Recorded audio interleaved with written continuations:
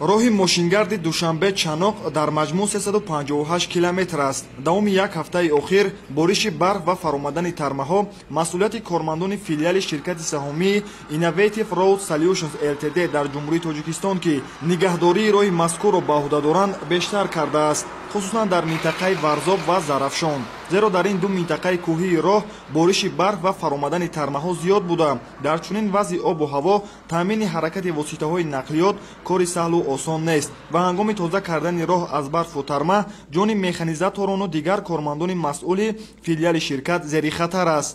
аммо сарфи назар аз бориши барф ва хатари тармафароӣ фаъолияти кормандони филиали ширкат дар ин масир шабонарӯзӣ буда, мақсад таъмини ҳаракати воситаҳои нақлиёт мебошад. дар ин шабу рӯз ки бориши барф ва хатари тармафароӣ бештар аст, масъулони филиали ширкат дар қидаҳои осебпазир раванди тоза кардани роҳро аз барфу тарма зери назорати доимӣ қарор додаанд.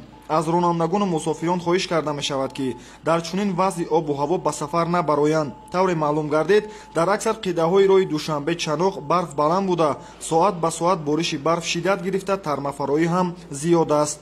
дар ҳолати зарурӣ, хусусан дар вақти барфрезии зиёд ва бештар шудани хатари тармафароӣ, муваққатан маҳдуд гардидани ҳаракати воситаҳои нақлиёт дар навбати аввал ба бехатарии ронандагону мусофирон рабт дорад ва ин тасмим дар ҳамоҳангӣ бо раисати боздастии давлатии автомобилии Вазорати корҳои дохилӣ ва Кумитаи ҳолатҳои фавқулода ва мудофиаи граждании назди ҳукумати ҷумҳурии Тоҷикистон амалӣ карда мешавад. рӯзи 1 марти соли равон аз километри 61 то 83 роҳ зиёда аз 20 тармаи хурду калон фаромад ки барои тоза кардани он техникаву механизмҳои зарурӣ истифода гардида, ҳамонро бартараф кардани оқибатҳои офати табиӣ идома дорад.